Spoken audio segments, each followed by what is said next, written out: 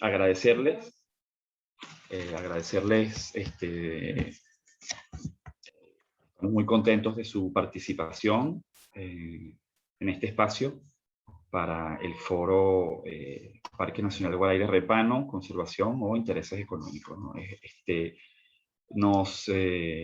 Nos reúne una preocupación por una serie digamos, de sucesos, acontecimientos que se vienen desarrollando en el Parque Nacional ya desde hace algún tiempo, y que nos ha generado una enorme preocupación, así como sabemos a buena parte de las caraqueñas, de los caraqueños y gente de otras partes del país, ¿no?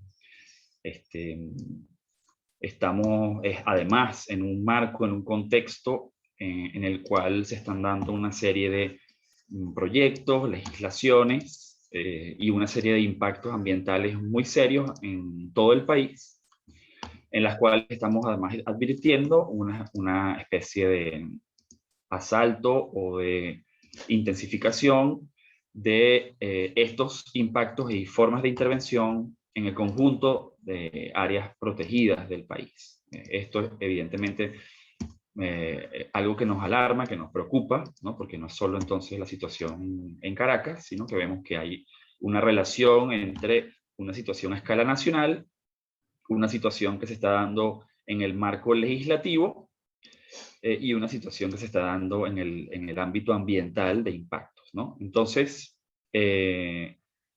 basado en este contexto, nos reunimos acá con el objetivo, con la meta de compartir informaciones, intercambiar visiones y, por supuesto, tratar de trazarnos colectivamente quizás una especie de ruta, de estrategia para abordar la problemática del Parque Nacional Guaraíra Repano. De eso se va a tratar el foro de hoy. Para ello hemos invitado a tres expertos en el tema, ¿no? Quienes nos van a suministrar información que a nuestro juicio es muy valiosa, muy pertinente, muy útil para entender, por un lado, lo que está pasando y por el otro lado, tratar de ver cuáles son esas rutas de acción, ¿no?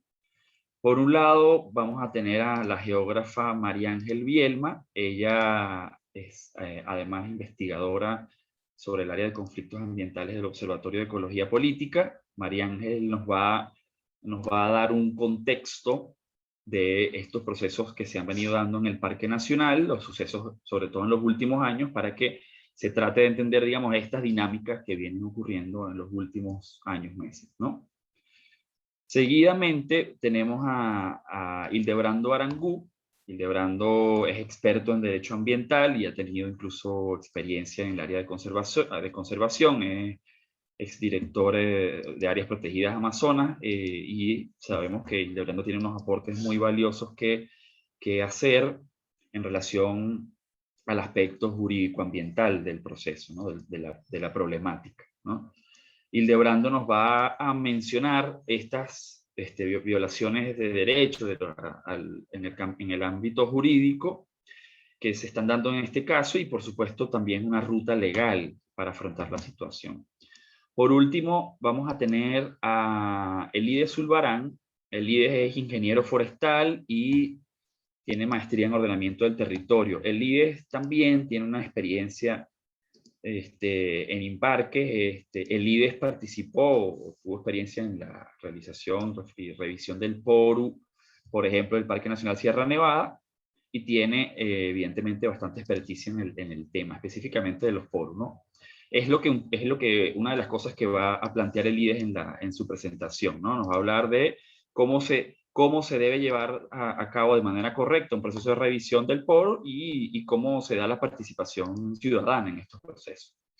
Los panelistas tienen máximo 20 minutos para compartir estos insumos. Luego de las intervenciones de María Ángel, Hildebrando y Elides, vamos a tener una ronda entonces de preguntas, de intercambio, como les repito, con el espíritu de solventar inquietudes y tratar de trazar acciones conjuntas. Entonces, sin más preámbulo, le damos la palabra a María Ángel Bielma. Adelante, María Ángel. Bueno, buenas tardes. Gracias a todos los que se inscribieron y están preocupados por el tema que hoy corresponde, que trata sobre el Parque Nacional Guaraíra Repano, mejor conocido como el Parque Nacional El Ávila.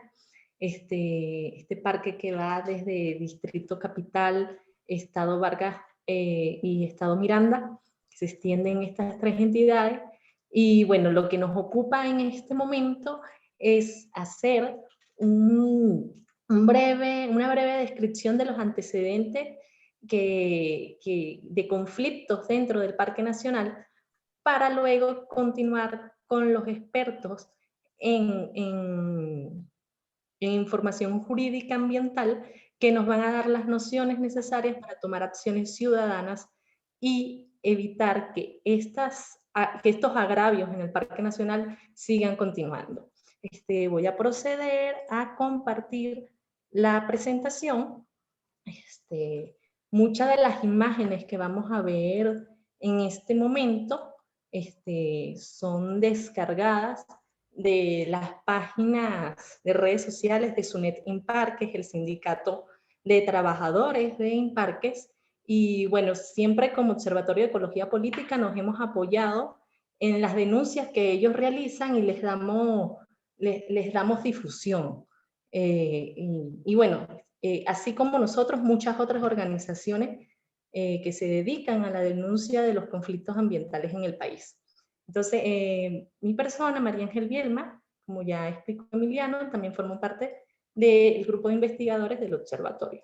Entonces, vamos a hacer un paseo rápido por todos los conflictos que vienen acaeciendo dentro del Parque Nacional, con mayor fuerza desde hace 5 o 4 años hasta ahora. Entonces, parte de los problemas que inciden son, o que han afectado al parque, es la construcción de un teleférico de carga y el proyecto que está hacia la extensión del teleférico hacia el lado de Macoto, hacia lo que sería la vertiente norte del Parque Nacional.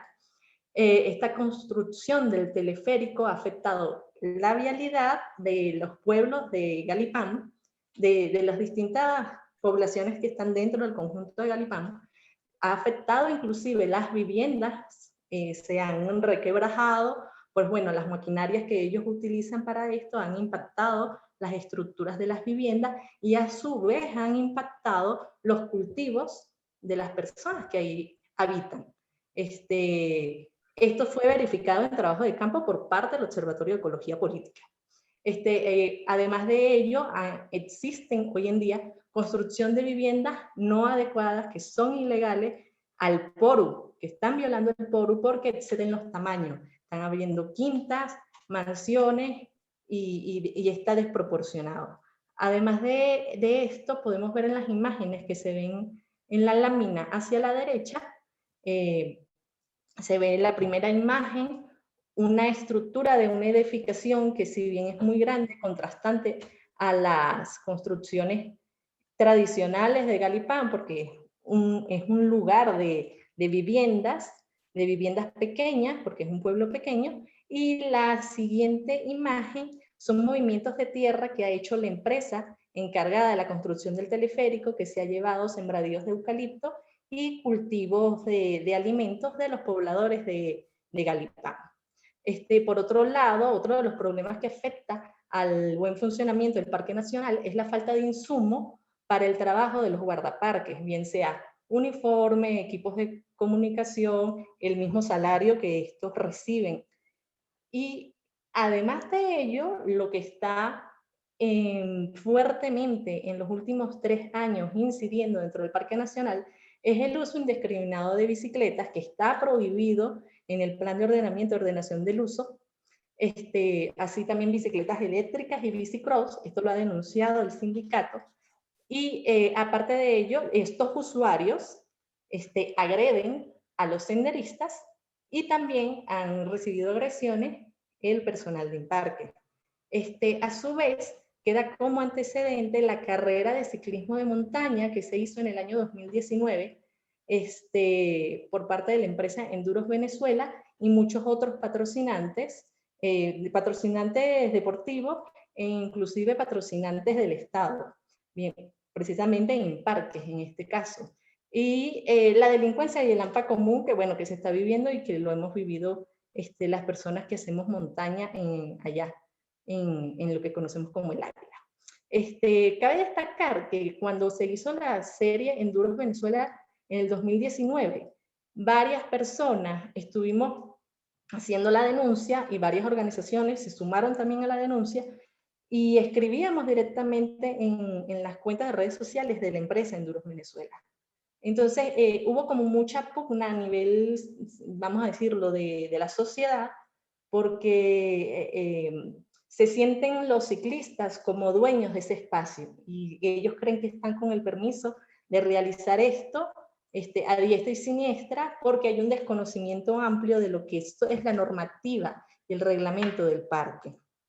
En estas imágenes, la primera imagen, la de la izquierda, es ya una vivienda de estas que se llaman mansiones dentro del Parque Nacional que no están admitidas dentro del PORU, pero estas son las dimensiones de las casas que se están construyendo hoy en día, que dicho sea de paso en los parques nacionales, cuando hay construcciones previas, antes de declarar una zona como área de preservación, hay toda una normativa para que la gente que ya vive ahí pueda hacer arreglos en sus viviendas o extender las viviendas. Y a estas nuevas casas, pues, se hace de una manera libre y con total descaro, porque a los habitantes de la población, pues, no se les permite hacer arreglos, pero a estos sí les dan entrada y acceso de los materiales sin ningún problema. La segunda fotografía es la comprobación en trabajo de campo por parte del Observatorio de Ecología Política de Venezuela en San Isidro de Galipán, cuando la empresa encargada de hacer el teleférico de carga ha metido maquinarias en los terrenos de varios vecinos, destruyendo cercas y destruyendo sus cultivos de eucalipto. En la imagen se observa. Y las tres siguientes imágenes es en una foto que se ve desde Mari Pérez en Caracas, ya sería la vertiente sur del Ávila, y esa carretera que se marca ahí, esa línea amarilla que se marca entre lo verde y el bosque de la montaña, pues es una de las carreteras que se están abriendo ilegalmente para servir al teleférico de carga que se iba a construir. Esto también denunciado por el sindicato. En 2019, ante todas estas cosas, nosotros y otras organizaciones como Plataforma contra el Arco Minero, el Radar de los Barrios, Todos por el Futuro, Provea y el sindicato hicimos un evento justo en la fecha de aniversario del Parque Nacional. Entonces, en este evento ya estábamos visualizando los problemas que se estaban dando dentro del Parque Nacional y que las autoridades del Parque Nacional son las que las promueven. Estas siguientes fotos las pueden conseguir en cualquier publicación de redes sociales del Sindicato de Imparque. Por supuesto, muchas de ellas son anónimas porque usuarios del Parque Nacional, o sea, senderistas, ven estas cosas, toman las fotografías y las pasan, ¿no? Entonces, ahí está claro y expreso que el uso de la bicicleta está prohibido. Sin embargo, en la carrera que se iba a hacer recientemente de Enduro Series, porque este año también se iba a hacer otra vez la carrera, hicieron construcciones de este tipo, como platabandas de madera, que es de donde se lanzan las bicicletas pendiente abajo. Y entonces en la siguiente foto se ven las marcas, las huellas de las bicicletas en las zonas donde uno camina y los cortes de árboles, la imagen de la derecha. Cortes de árboles para ellos poder ampliar los caminos que son para personas que son senderistas y ampliarlas y cortar la maleza para que no afecte a los ciclistas. Todo esto es ilegal al poro. Pero bueno, esto está ocurriendo. Y lo peor de esto, de que este tipo de cosas estén ocurriendo, es que además de que son ilegales, se han estado dando reuniones para la revisión, para una supuesta revisión del plan de ordenamiento, reglamento y uso que iniciaron en noviembre del 2019. Estas reuniones Ni siquiera han sido publicadas en prensa, no ha habido como una invitación pública desde las autoridades de Imparque que inviten a toda la población civil a que estén enterados. Entonces, ¿qué sucede? Recuerdo que esa vez que asistimos a la reunión, nos enteramos porque, bueno, se publicó un día, llegó por redes sociales y de redes sociales, llegó a varias personas. De hecho, al día siguiente, esa reunión se dio en el Salón de Trotadores del Parque del Este. Muchas organizaciones asistimos, muchas personas como individualidades asistieron y manifestaron en ese momento. Me enteré ayer de esta reunión y mucha gente se acercó porque es un tema muy importante lo que es una revisión de quórum. Y en esa misma reunión las autoridades admitieron que no existe un diagnóstico actualizado de la situación del parque. ¿Qué permite ese diagnóstico? Entender cuál es el uso de la tierra dentro del Parque Nacional. Entender que hay construcciones ilegales. Entender que hay que pueden hacerse, que existen cambios ahorita presentes en el Parque Nacional. Y cómo la misma institución está invitando a una revisión de un reglamento de uso, pero la misma institución no tiene un diagnóstico. Ellos lo admitieron en esa reunión.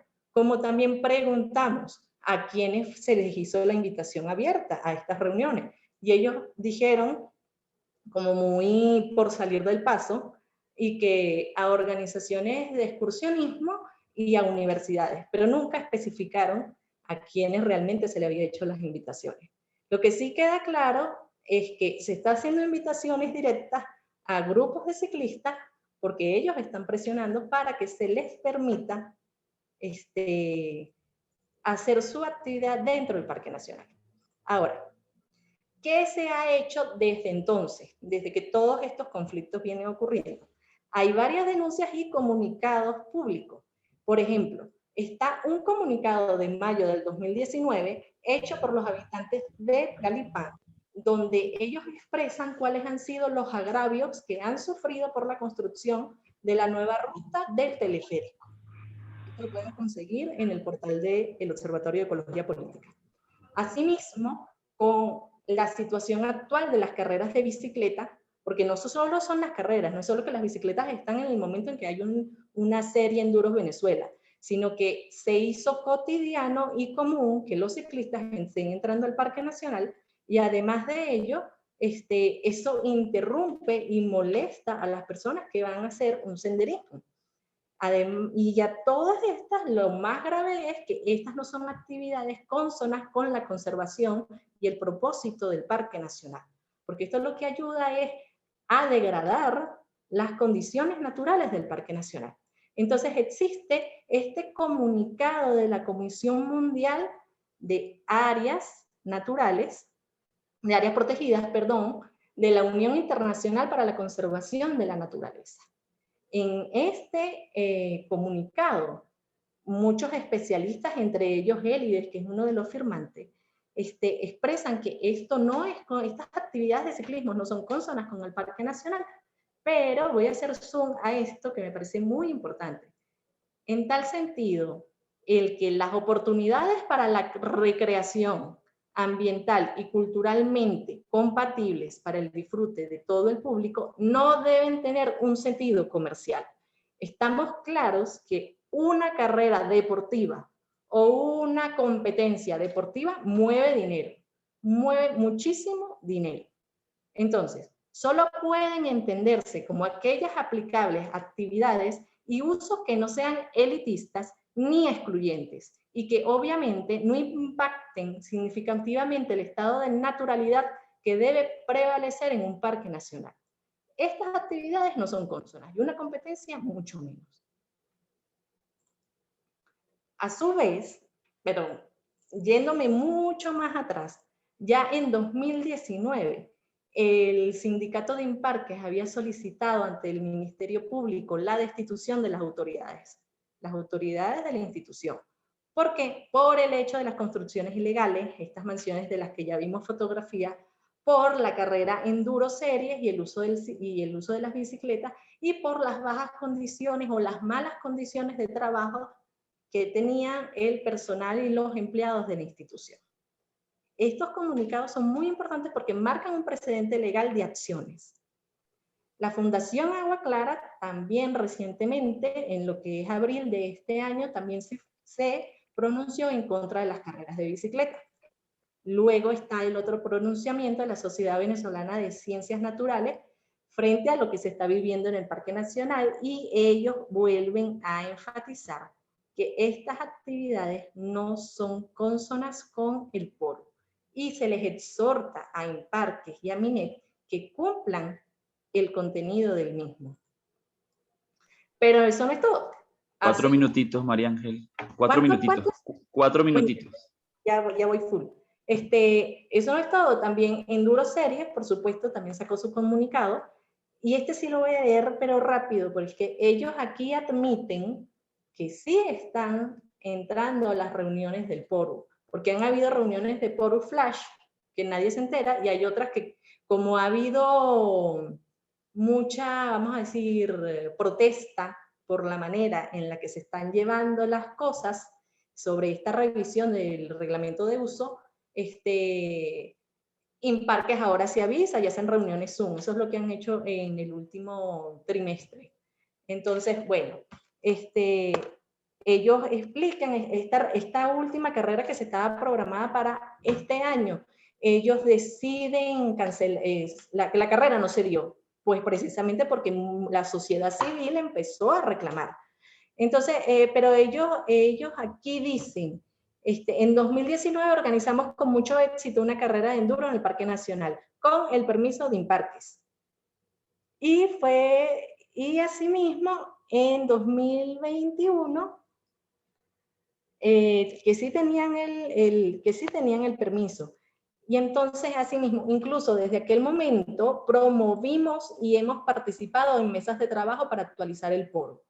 De hecho, eso lo admitieron en una de las últimas reuniones con INPARQUES. INPARQUES mismo dijo, es que hay un grupo que está presionando para hacer cambios en el poro y que se incluya la actividad del ciclismo dentro del Parque Nacional. Esta es una prueba de eso. Por último, bueno, ya tenemos aquí el comunicado que nosotros como organización también realizamos, y donde hacemos énfasis en la privatización que se está haciendo en todos los parques nacionales. Porque esto que está ocurriendo en el Ávila está ocurriendo en muchos otros parques. No una carrera de bicicleta, no.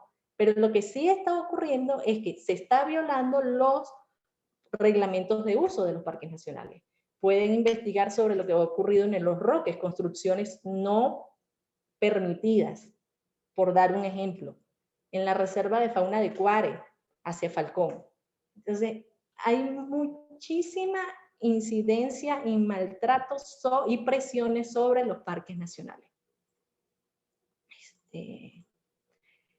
Por último, para cerrar, parte de la sociedad civil empezó, como se ha movido mucho este tema de las carreras de bicicleta dentro del Parque Nacional, está esta campaña en la plataforma abas.org, donde es una carta donde se exhorta al Ministerio de Ecosocialismo, al Ministerio Público y otras organizaciones del Estado venezolano a no permitir este tipo de actividades dentro de los parques nacionales. Asimismo, luego aquí en el chat de esta sala Zoom le vamos a dejar este enlace para que ustedes se motiven a firmarlo y compartirlo con otras personas. Bueno, muchas gracias. Y a continuación sí vamos a tener más información detallada sobre la legalidad e ilegalidad de lo que viene ocurriendo y cuál es la ruta que debemos como sociedad civil ir diseñando para parar esta situación. Gracias, Emiliano. Gracias, María Ángel. Además, bastante puntual con el tiempo. Y bueno, una excelente presentación. No lo digo porque sea compañera del grupo, sino que en realidad ha hecho una excelente presentación. Que además nos permite refrescar estos elementos que les comentábamos al principio, ¿no? Que nos genera una gran preocupación de esta serie de sucesos que están generando no solo unas intervenciones en el Parque Nacional, sino también abre a procesos de mayor intervención, ¿no? Vamos a dar la palabra a Hildebrando Arangú, justamente con la temática que mencionaba María Ángel, ¿no? El tema legal, ilegalidades y rutas. Adelante, de una vez, Hildebrando.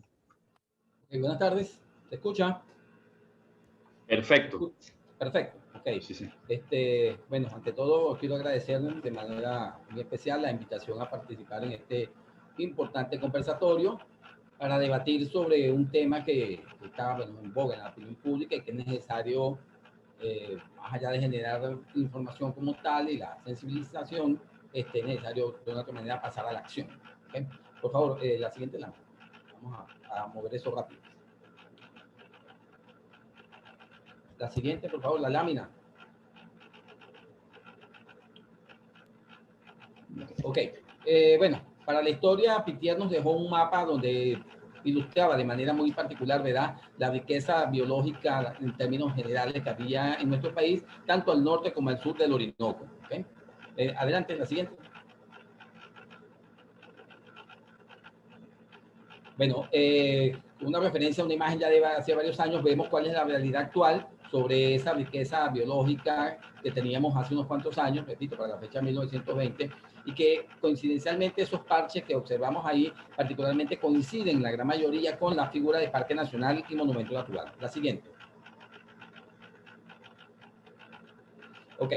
Los parques nacionales, ¿verdad?, representan desde el punto de vista geoestratégico una cantidad de condiciones y circunstancias que garantizan, ¿verdad?, el desarrollo del país, que garantizan la generación, la garantía de bienes y servicios ambientales a través, ¿verdad?, del mantenimiento de la compleja dinámica termodinámica, biogeoquímica que se dan en esos territorios. ¿Okay? A partir de ahí, repito, el sistema de parques representa tiene un valor importantísimo en cuanto a lo que es no solamente la cultura del venezolano, sino que ese valor como tal vino de otra manera a dar un salto cuántico con la aprobación de la Constitución Bolivariana del año 1991, en contraparte con lo que establecía la anterior Constitución, que señalaba en el artículo 106 que el Estado atenderá a la conservación de los recursos naturales. La Constitución del año 99 enfatiza de manera muy particular y transversaliza el tema ambiental en todas las esferas de la vida nacional.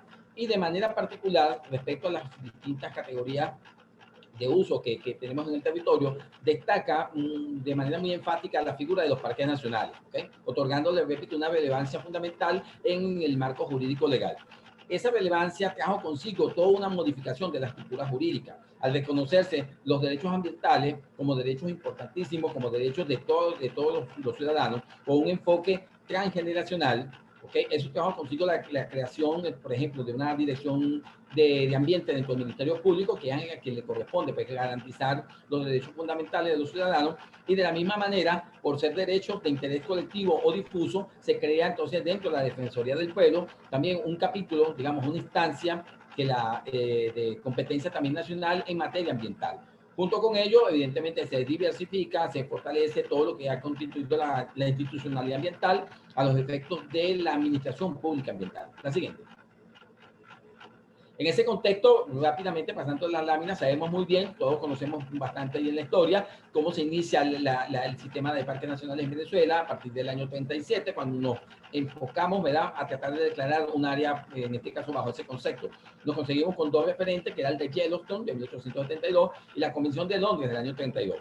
Finalmente, el concepto se viene a materializar una vez que Venezuela asiste a la Convención de Washington en el año 40, ¿verdad?, donde se aprueban en un documento consensuado una serie de figuras legales. Ese documento posteriormente es refrendado por el Congreso Nacional en el año 41. Y en ese Congreso se plantea la creación de varias figuras. Por favor, la siguiente.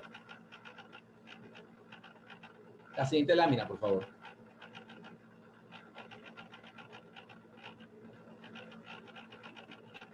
Ok, ahí aparecen las 5 figuras que estaban previstas, Parque Nacional, reservas, etcétera, etcétera. Destaco de manera particular la figura de Parque Nacional. La siguiente lámina, por favor. Ok.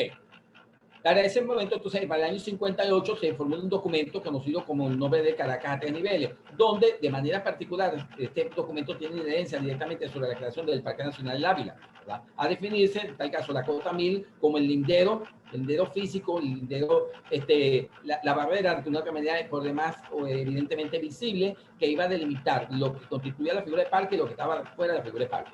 Adicionalmente, ¿verdad? Posteriormente se crean otras figuras, ¿okay? Que estaban previstas, repito, tanto en la Convención de Washington como en el documento que formulara Arturo Esler, que fue el primer documento de planificación que se hizo en el país.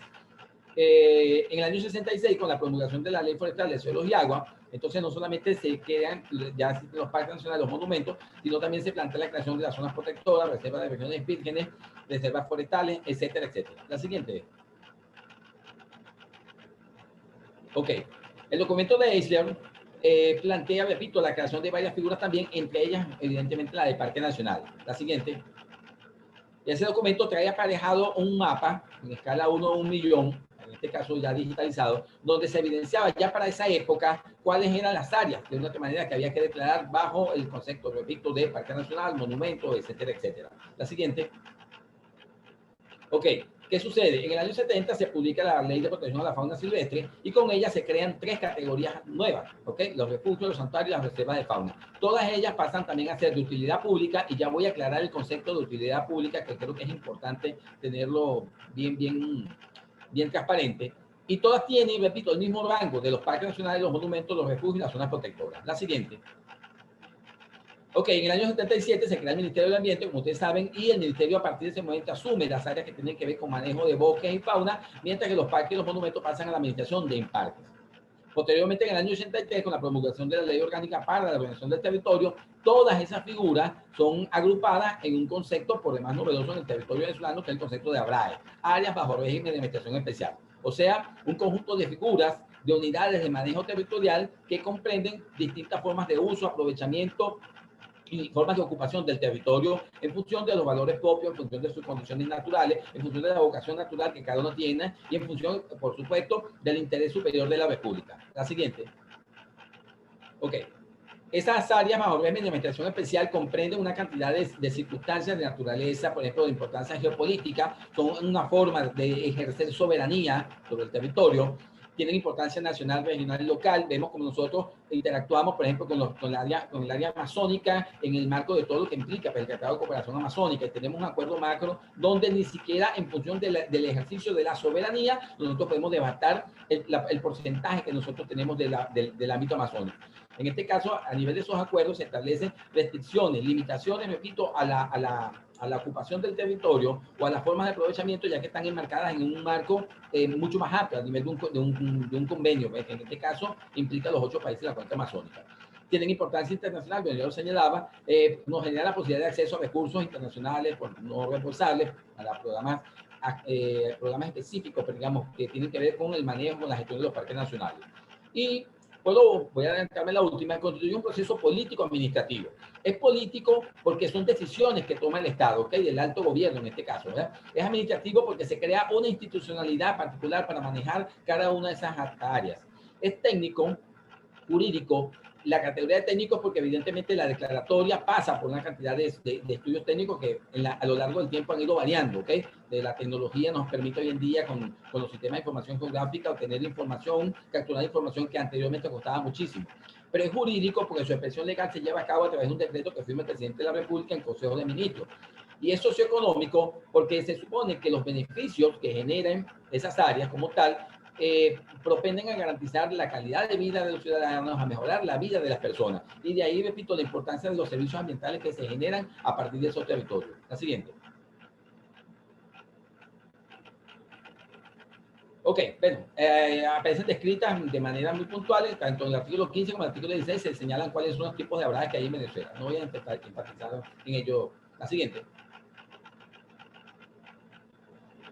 Dale la siguiente, simplemente señalo el número de áreas que están previstas ya lo sabemos, cuántos parques, cuántos monumentos, etcétera. Quiero llegar aquí. El reglamento parcial de la Ley Orgánica para la Ordenación del Territorio, el famoso decreto 276, ¿verdad? Sobre la administración del Parque Nacional y Monumentos Naturales, establece unos criterios de zonificación, ¿verdad? Los parques nacionales no son una unidad homogénea, sino que dependiendo de las características propias de cada porción de ese territorio, se le asignan unos usos, ¿ok? O tienen unos objetivos particulares. Fíjense rápidamente, solamente les pido que observen la clase. dice zona de protección integral. Abajo dice cuál es el objeto. Dice, el objeto básico de manejo es la preservación, garantizando la evolución natural y la primitividad de la naturaleza. La siguiente. Zona primitiva silvestre. El objetivo general de manejo, ¿cuál es? La conservación del ambiente natural inalterado, facilitando la educación ambiental al mismo tiempo de proporcionar formas primitivas de recreación. La zona de ambiente natural manejado. El objetivo, ¿cuál es? El manejo es mantener el ambiente natural con un mínimo impacto humano y ofrecer acceso y facilidades públicas para fines educativos y recreativos. La siguiente. Zona de recuperación natural. ¿Cuál es el objetivo? El objetivo de manejo es detener la degradación antrópica de los recursos. Fíjense bien, esto es bien importante. Cuando se ha declarado un área como Parque Nacional, ya tiene implícitamente un área que ha sido devastada, afectada, y que la gente que desconoce de estas cosas ha criticado, bueno, ¿para qué van a incorporar eso que está degradado dentro de la poligonal del parque? Bueno, resulta ser que para eso existe esto que llamamos zona de recuperación natural, que lo que propende es a promover, a inducir la sucesión ecológica para que eso pueda aumentar, para que eso pueda sumarse, ¿verdad? Posteriormente, aumentar la superficie de protección como tal. Adicionalmente, hay un carácter también, un elemento de carácter preventivo, que es que esos territorios o esos espacios que puedan estar dentro del parque, que inicialmente, antes de haber sido declarado parque, hubiesen sido afectados por actividades antrópicas, no deben ser ocupados por ningún otro tipo de actividad. ¿Ok? Entonces, cuando uno observa esto en particular, la zona de recuperación natural, uno se pregunta, bueno, ¿qué pasa con la actividad de los ciclistas? Es que ni siquiera dentro de una zona de recuperación natural es permisible, ¿ok? Es pertinente, tiene sentido lógico y mucho menos jurídico. Vuelvo a insistir, la zona de recuperación natural, que es un área que ha sido inicialmente degradada en el momento que se declaró parque nacional, el objetivo es detener la degradación. Y aquí hay dos principios fundamentales con los cuales voy a detallar más adelante, que es el principio de progresividad y el principio de no regresión. Ejes fundamentales de la aplicación del derecho ambiental. El principio de progresividad establece que lo que está protegido debe aumentarse en protección, no al contrario. El principio de no regresividad significa eso, no se puede retroceder. Y esto forma parte del axioma fundamental de los derechos humanos. Los derechos humanos, así como los derechos ambientales, son atributos que tiene la persona frente al Estado. Y ningún Estado puede minimizarlos. Está obligado por ley a aumentarlos. Nadie puede minimizarlos. Entonces, ese principio que aplica, repito, desde la perspectiva de los derechos humanos, aplica desde el punto de vista del principio jurídico ambiental de la progresividad y la no regresión. En este caso, repito, lo que hago referencia a la zona de recreación natural.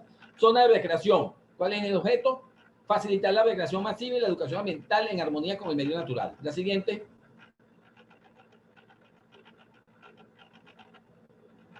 Zona de servicio. ¿El objeto cuál es? Minimizar el impacto de la infraestructura necesaria para los servicios a los efectos de que estas obras sobre ambientes naturales y culturales, sobre estas obras, repito, sobre ambientes naturales y culturales. La zona de interés histórico, cultural y paleontológico. ¿Cuál es el objetivo? El manejo es proteger estos sitios a través del uso racional y armónico con el rasgo y con el ambiente natural. Y las zonas de amortiguación, el objetivo general de manejo es minimizar los impactos sobre el ambiente natural. Como ustedes pueden ver, la siguiente, por favor.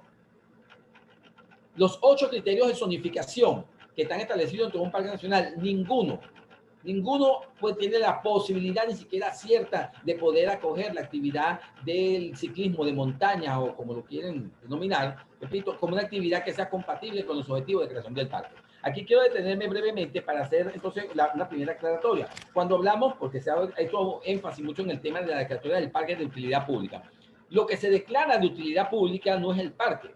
La utilidad pública se refiere a la conservación, defensa y mejoramiento del ambiente. Es importante tener claros los 3 conceptos. Repito, la utilidad pública no significa visión utilitarista, ¿ok? Esa visión mercantilista que históricamente heredamos, ¿ok?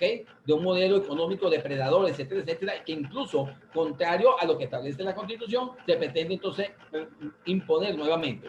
Repito, la declaratoria de utilidad pública, cuando hablamos de declaratoria, se declara de utilidad pública la educación ambiental, se declara de utilidad pública la protección del ambiente, se declara de utilidad pública el uso racional de los recursos naturales. Eso es lo que se declara de utilidad pública. Y el interés público, que es otra cosa completamente distinta, el interés público hace referencia no a la libertad de de actividades como tal, y ya voy a aclarar eso también. El interés público significa que nos atañe a todos, pero nos atañe en función de qué. Bueno, nos atañe en función de un principio que está establecido en la Constitución, en el artículo 127, que nos dice que es un deber y un derecho de cada generación proteger y defender el ambiente en beneficio de sí misma y del mundo futuro. Ese es el enfoque del interés público, no es otro, ¿ok? Repito, insisto, el interés público atañe a lo que está establecido en el artículo 127 de la Constitución, que dice que es un deber y un derecho proteger el ambiente en beneficio de sí misma y del mundo futuro, ¿ok? Adicionalmente, con respecto al interés público, el artículo 43 de nuestra Ley Orgánica del Ambiente establece el deber, el derecho de denunciar, ¿ok? Pueden tomar nota, por favor, y después lo revisan con calma. Artículo 43 dice, toda persona tiene el deber y el derecho de denunciar por ante las instancias competentes cualquier hecho que atente contra el ambiente sano, seguro y ecológicamente equilibrado. Y esto tiene su respectivo soporte constitucional, porque aquí no estamos hablando de normas de carácter sublegal. Estamos hablando, repito, de la Constitución y de leyes orgánicas, ¿ok? Y resulta ser que el artículo 26 de la Constitución nos establece claramente, nos otorga como ciudadanos, como tal, la posibilidad de acceder a los órganos de administración de justicia. Y dice el artículo 26 lo siguiente, toda persona tiene derecho de acceso a los órganos de administración de justicia para hacer valer sus derechos e intereses, incluso los difusos o colectivos. Y aquí llegamos entonces al interés difuso y colectivo que nos supone para nosotros, en este caso, un bien de interés público como es un parque nacional, donde todas las actividades de una u otra manera están limitadas, están restringidas, están subordinadas a las limitaciones propias que establece la figura. En este contexto, ¿ok?, entendemos claramente que la conservación, defensa y mejoramiento del ambiente como tal, basados en el principio preventivo y en el principio precautorio como axiología superior del derecho ambiental, son las herramientas fundamentales para actuar en estas circunstancias. Repito, el principio preventivo previsto en el artículo 4 de la Ley del Ambiente aplica sobre el riesgo cierto y el principio precautorio sobre el riesgo incierto. Nosotros, bajo ese principio precautorio, que es la axiología superior del derecho ambiental, podemos perfectamente prohibir cualquier actividad, ¿ok? El principio precautorio establece, y ustedes lo pueden leer textualmente en la ley, dice que aún ante la falta de certeza científica, en caso de, ¿verdad?, aún ante la falta de certeza científica, te va a demostrar el efecto que pudiera generar en la actividad de los ciclistas dentro del parque, el Estado está obligado, ¿ok?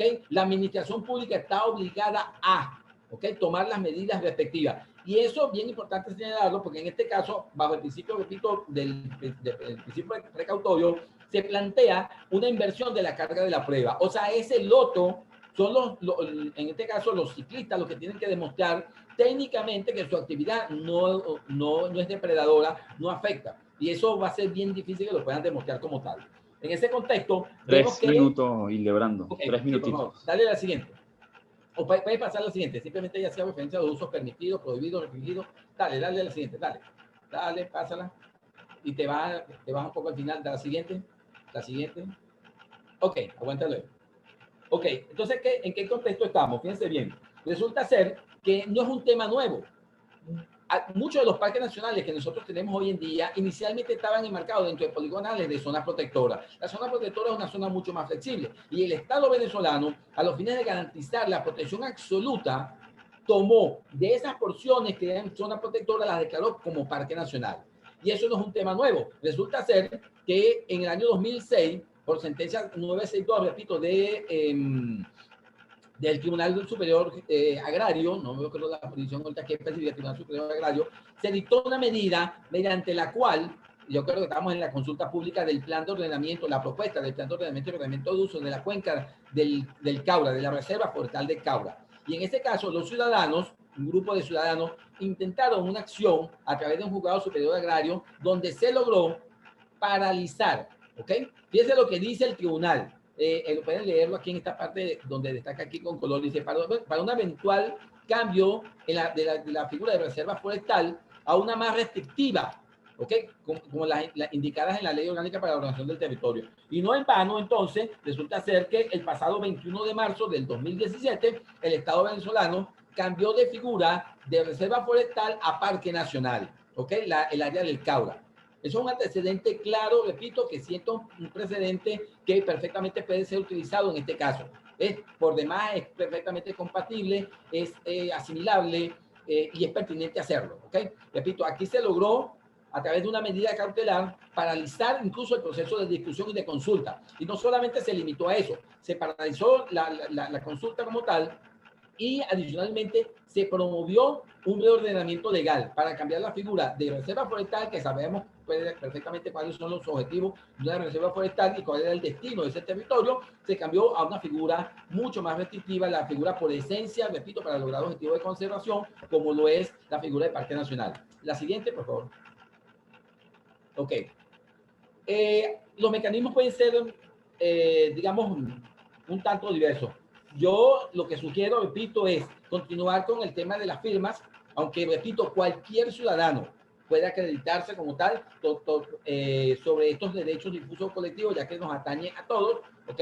Para incoar una acción, en este caso, repito, bajo en este caso, solicitar, ¿verdad? La paralización de la discusión de ese documento, toda vez que pone en evidencia un riesgo por demás incalculable. Y como dije, ante el riesgo, ante la incertidumbre, aplica perfectamente el principio precautorio. Entonces, mi sugerencia, repito, es tratar de organizarse, en este caso los colectivos, los distintos grupos de interés que están alrededor de este Parque Nacional, para intentar. Pueden perfectamente descargar esta sentencia, yo les puedo hacer llegar la sentencia bien asesorado con un abogado, perfectamente pueden intentar una acción similar. También sugiero involucrar a la Defensoría del Pueblo. La Defensoría del Pueblo tiene, bajo su responsabilidad, ¿verdad?, la garantía de los derechos difusos o colectivos. Entonces, la idea es actuar en esos dos frentes. Repito, actuar, solicitar una medida precautelativa de protección, ¿verdad?, a la figura del Parque Nacional, toda vez que, repito, la actividad que está desarrollándose por un lado y la amenaza de que pueda adaptarse el plan de ordenamiento a una actividad que es completamente incompatible con los objetivos de creación del parque, es una vía que hay que explorarla en lo inmediato, ¿ok? Y la última sería el amparo constitucional. Y el amparo aplica perfectamente porque se están violando principios que están previstos en el artículo 127 de la Constitución. O sea, repito, no estamos hablando de instrumentos de menor rango jurídico. Creo que no me queda más nada así. Sí, se cumplió el tiempo. Si consideras, Hildebrando, un cierre y lo que consideres que se puede añadir en la fase de preguntas, también podrías extenderte. Perfecto. Siendo un único comentario adicional. El artículo 112 y el 299 de la Constitución, referidos a las libertades económicas y al régimen económico, subordina las actividades económicas a la protección del ambiente. Revísenlo bien. El 112 dice que toda persona puede dedicarse libremente a la actividad económica de su preferencia, sin más limitaciones que las que establece la Constitución y las leyes, que ya por ahí tienen limitaciones. En lo referente a lo que es temas de salud, de protección del ambiente, etcétera, etcétera. ¿Okay? Y el 299 también define claramente cuál es el objeto.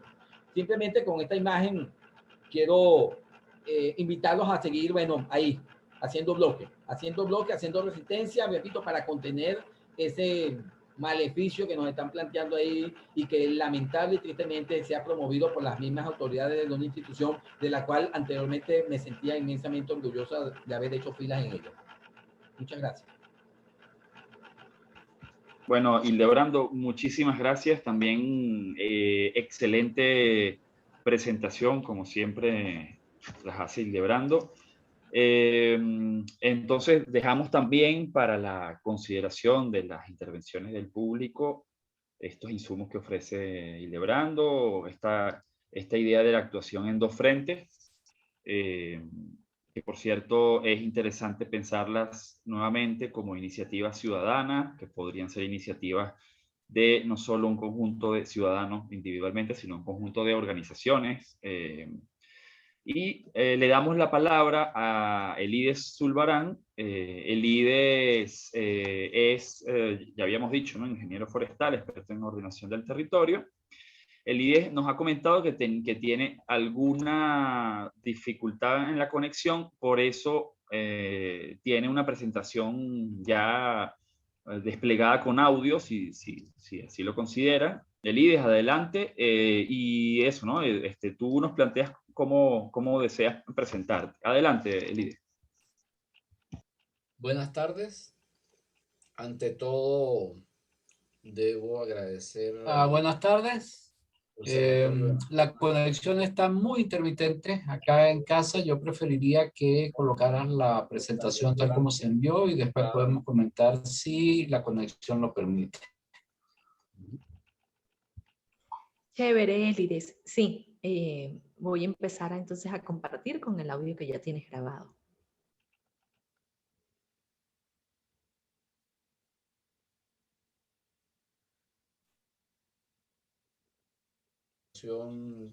Que está ocurriendo en el Parque Nacional El Ávila, al permitirse segregar sectores del mismo para el uso exclusivo de élites privilegiadas en contra de la naturaleza de bien público que le es propia a este Parque Nacional.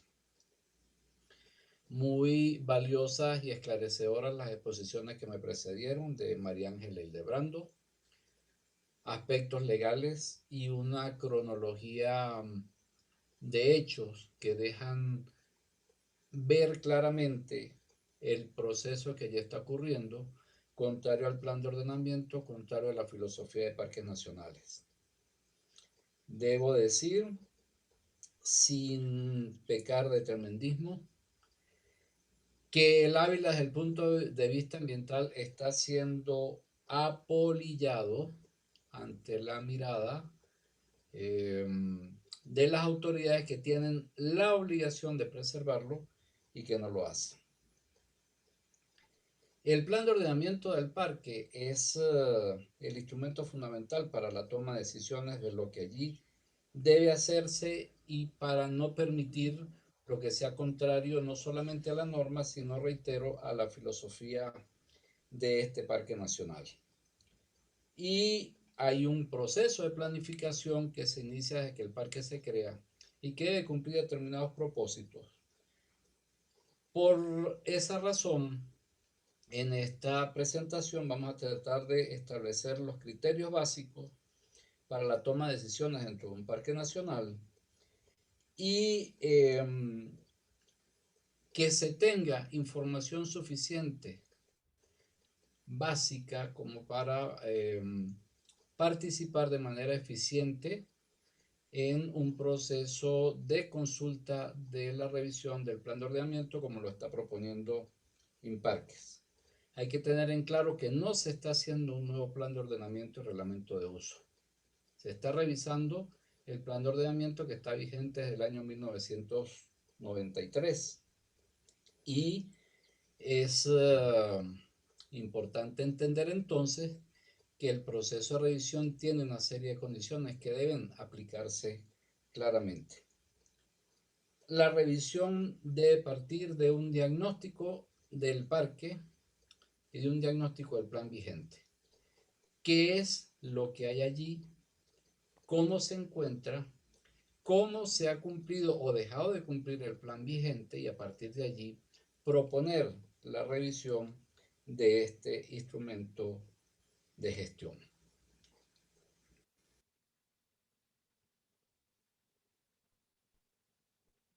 Un plan es un instrumento para tomar decisiones de manera anticipada. Yo, a través del plan, decido lo que va a ocurrir durante un periodo de tiempo y cuáles son los logros que debo esperar a futuro. El plan debe ser elaborado de una forma ordenada, siguiendo normas y criterios muy claros. Se elabora siguiendo un proceso técnico, no se improvisa, no se saca de la manga, no es de un día para otro, no se acomoda a determinados intereses, o por lo menos no debe hacerse. El plan además es un modelo, es el deber ser, es el propósito a cumplir, es el fin a alcanzar con la gestión. Planificar es hacer planes. La planificación, por tanto, es ordenada, no es caprichosa.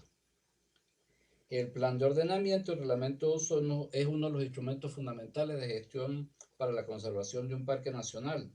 El otro instrumento es el plan de gestión. En materia de plan de gestión, Imparques está en mora con lo que debiera ser el proceso de planificación y de administración de estas áreas. Y es importante puntualizar. La planificación del parque a través del plan de ordenamiento y reglamento de uso es para protegerlo, es para prevenir. La protección es fundamentalmente preventiva y la palabra prevención debe ser claramente considerada en este proceso.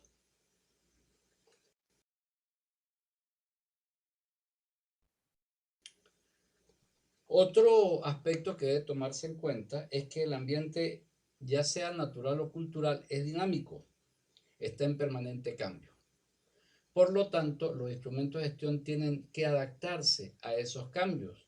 Ahora bien, lo importante es ver si esos cambios son los que de manera natural se producen o son los inducidos para satisfacer el interés común, el bien general de la colectividad, o si son inducidos para satisfacer determinados intereses particulares. En el parque, en principio, no debiera haber cambios evidentes. Los cambios son tal vez imperceptibles, pero siempre están ocurriendo. La finalidad última de la gestión de conservación del parque es garantizar la dinámica natural de los ecosistemas prístinos y que los cambios que allí ocurren conlleven la menor intervención antrópica posible hasta donde sea ninguna intervención antrópica, o en todo caso la intervención antrópica sea organizada para administrar y para garantizar que la dinámica natural allí se produzca de forma armónica. No se pretende que un parque nacional sea como una fotografía inalterada o inalterable. Se espera y se elabora para que los cambios ocurran de manera natural. La planificación de la manera como se garantiza que la evolución natural de los espacios naturales del Parque Nacional se desenvuelva de manera armoniosa.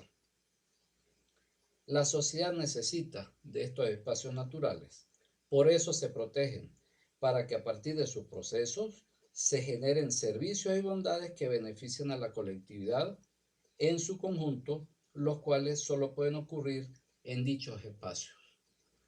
A medida que la sociedad urbana crece, que la sociedad industrial crece, que las áreas para producción se expanden, cada vez son menores los espacios naturales y por eso se les protege de manera tan rigurosa.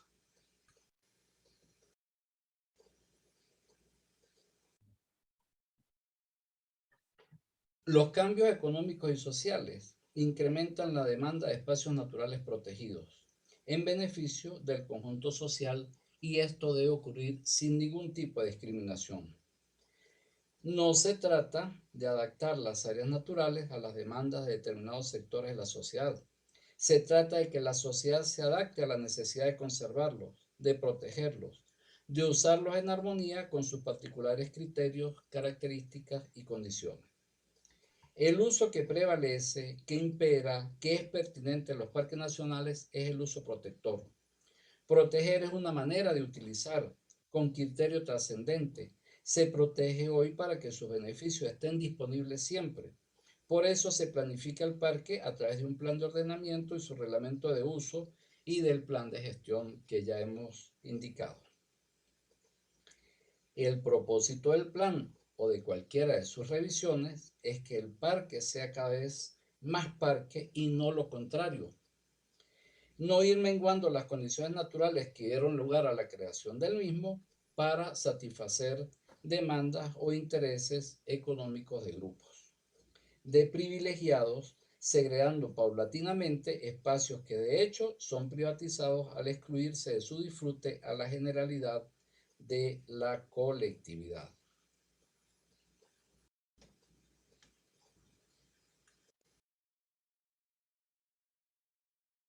Es pertinente reiterar que la planificación en los parques nacionales tiene por finalidad proteger al prevenir.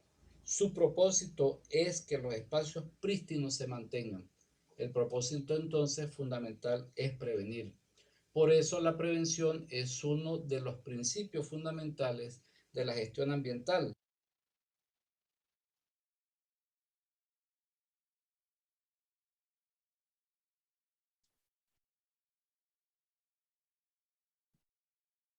tal como aparece en el artículo 4 de la Ley Orgánica para la Ley Orgánica del Ambiente. Es bien interesante además ver que todos los principios, los que aparecen en esta lámina y los demás que corresponden al artículo 4 son definidos, menos el de prevención. El de prevención se señala de manera tácita y simplemente se declara. En el diccionario de la Academia, al definir la prevención, expresa su carácter anticipativo en el entendido que en materia ambiental el mejor daño es el que no ocurre. Y si debe ocurrir porque hay interés social en una actividad o establecimiento, debe ser el mínimo necesario y no el máximo posible. Para que el daño sea el mínimo necesario, se aplican instrumentos como la evaluación de impactos ambientales, de ahí el carácter precautelar de la gestión. Por tanto, uno no entiende cómo Imparque pretende permitir el ciclismo en el Parque Nacional del Ávila si no ha presentado ni siquiera un estudio de capacidad de carga de tal actividad.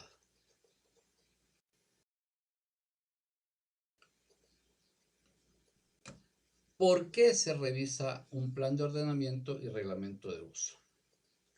En primer lugar, el ambiente está en permanente cambio y los instrumentos de gestión como el PORU, plan de ordenamiento y reglamento de uso, deben ser revisados. La ley incluso manda cada 5 años para que se adapten a estos cambios. Se supone que si el plan se ha aplicado de manera eficiente, los cambios son positivos. El plan vigente como instrumento de planificación se formuló para determinados objetivos que aparecen allí, generales y específicos, en el mismo decreto. Hay lineamientos precisos que están enmarcados en la noción técnica y legal de lo que es un parque nacional. Allí aparecen en los primeros artículos del plan incluso las directrices, los objetivos que debe cumplir el parque, los objetivos que debe cumplir el plan. Si es que hay que cambiar la naturaleza del plan, habría que revisar a ver si es que estos objetivos no corresponden. Debería empezarse por allí. En el tiempo que dure la vigencia del PORU, en este caso desde el año 93 hasta el presente, ha habido una serie de cambios de diferente índole en el parque. Algunos positivos por la conservación de áreas que tienen condiciones naturales y otros negativos por la ampliación de los espacios ocupados por determinadas actividades económicas y sociales.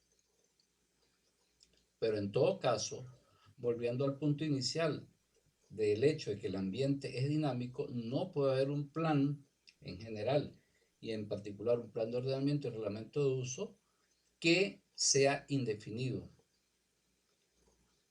Ya habíamos dicho y lo reiteramos, la ley indica que cada 5 años debe revisarse un plan de ordenamiento y reglamento de uso de un parque nacional.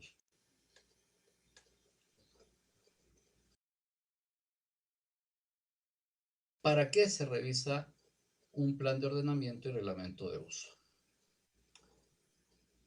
El plan tiene 3 elementos.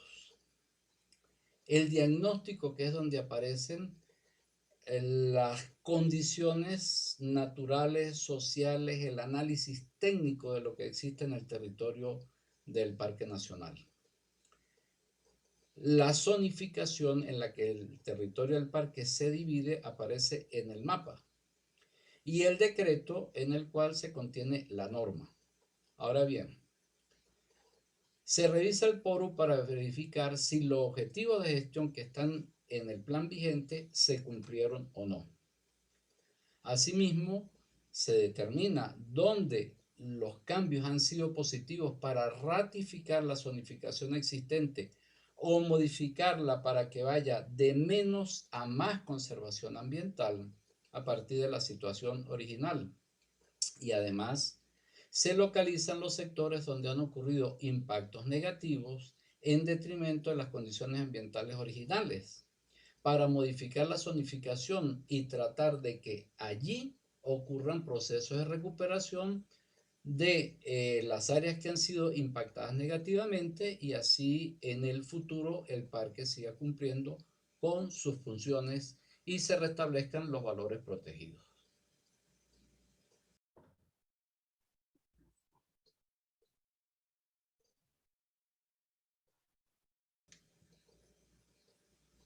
¿Para qué no se revisa un plan de ordenamiento y reglamento de uso? No se revisa para hacer permisibles actividades y usos que vayan en contra de la naturaleza del parque, que vayan en contra de su filosofía, que vayan en contra de los objetivos que debe cumplir, que vayan en contra de la protección de los valores naturales y culturales que dieron lugar a su creación.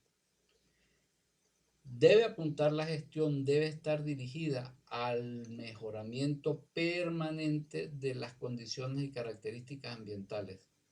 No puede ser que se cambie un plan de ordenamiento para permitir lo que vaya en contra de los valores naturales y culturales que el parque debe proteger. Si lo que se quiere es permitir lo que va en contradicción o que es incoherente con la naturaleza del parque, entonces lo que se debe es cambiar la figura legal.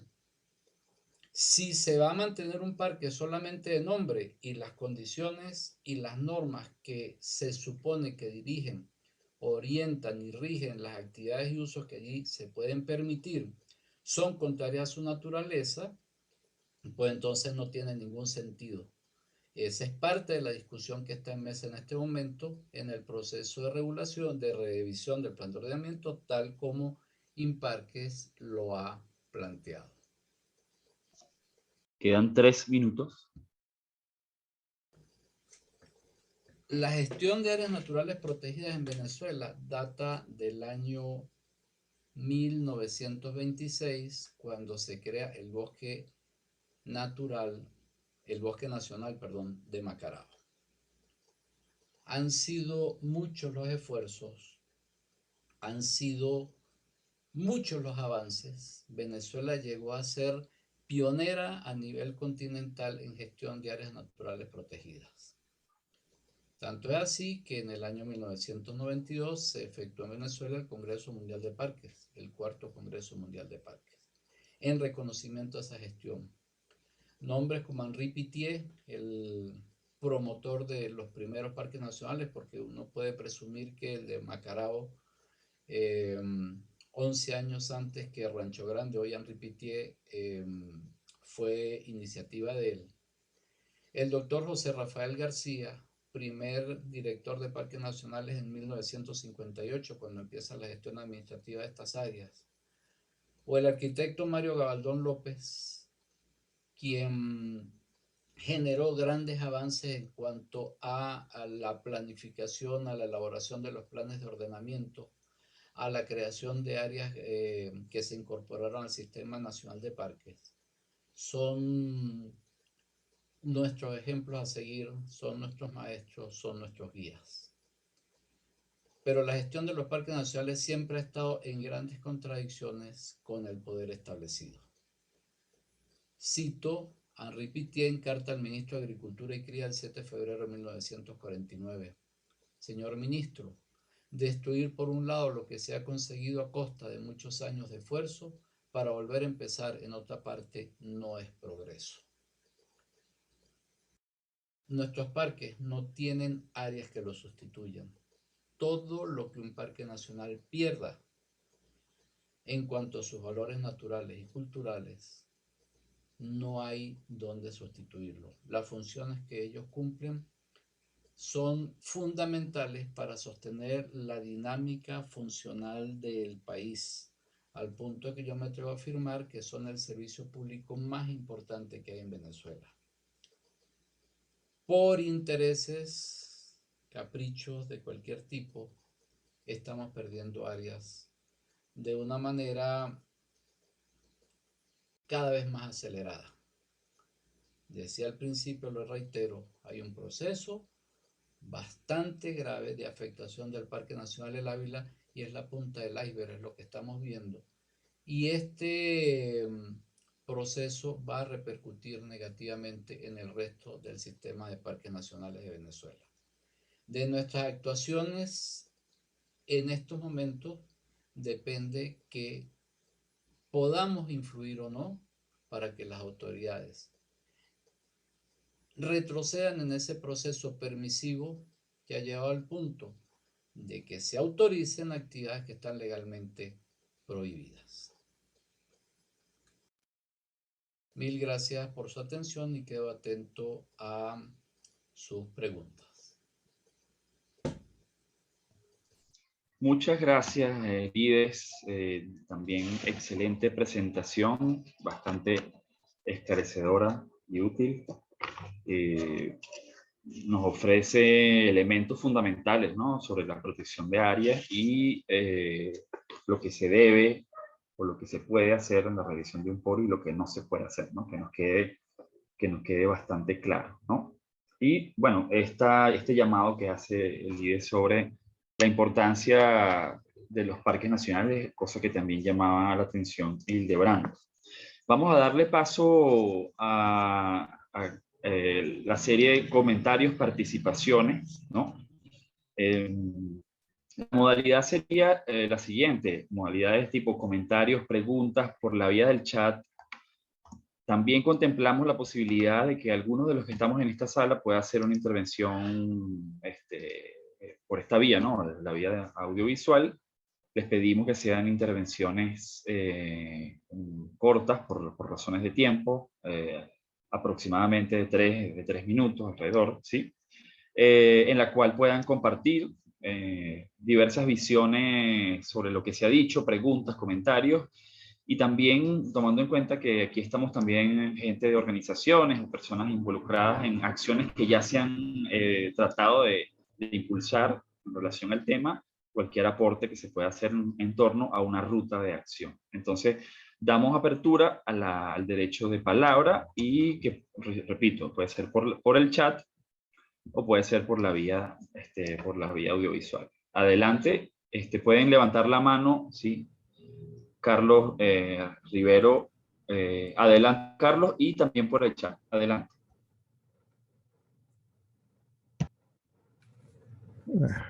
¿Se me escucha? Sí, sí se te escucha. Buenas tardes entonces a todos. Bueno, excelente las presentaciones, me parece muy interesante el énfasis que se le da y el hecho pues de que haya tanta gente preocupada por este problema. Y bueno, desde hace tiempo que estoy siguiendo todo este proceso y hemos desde la Comisión de Ambiente de la OICN estamos también respaldándolo y hemos publicado algunas cositas por allí. Y desde luego me preocupa mucho.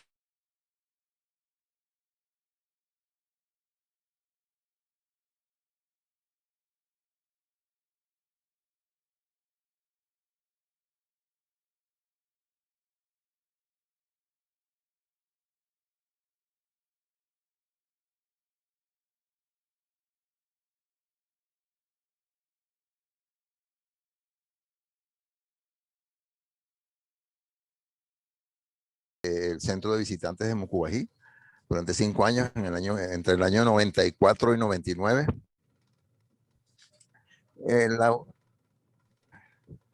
Me sigue saliendo una voz ahí. No, tranquilo, tranquilo, es algo del sistema, pero puede continuar. Ok. Bueno, entre el 94 y 99 hicimos ese trabajo allí en Mucubají, después de haber sido los creadores primero de la exhibición y luego, por supuesto, como concesionarios, los garantes de que eso funcionara durante esos 5 años hasta el 99. No estamos allí, no porque no hubiésemos querido continuar, sino simplemente que Imparques en esa época no terminó de enterarse de la ventaja de estar nosotros allí. Pero bueno, no importa, eso es terreno pasado. Lo importante es que en mucubají.com lo pueden ver cómo fue eso durante esos 5 años. Ahora, volviendo al tema de la parte económica, no me gusta el hecho de que haya gente que crea que la parte económica en los parques es dañina. Todo lo contrario. Ojalá los parques tuvieran dinero para desarrollarse y ser mejores que lo que son hoy día. Y eso se consigue a punta de concesiones y de trabajo, pero por supuesto de concesiones de el tipo de actividad legal que es expresa pues en esos reglamentos de uso y en esos programas de manejo que Elides y Lebrando han mencionado hace un rato, igual que la señorita María Ángel, que también nos precedió. Yo voy a dejarles en el chat una copia de una intervención. Yo antes estaba jugando con eso y se me fue un poquito la parte de los 575 contratos de concesión. Esos son contratos de concesión en el sistema norteamericano de parques nacionales. Ellos tienen al año ahorita 575 contratos, de modo que 575 grupos de personas totalmente fuera del sistema contribuyen a que el sistema funcione como privados, ¿ok? De modo que no le tengan miedo a lo privado en absoluto, al contrario. Ojalá tuviéramos los parques en manos privadas.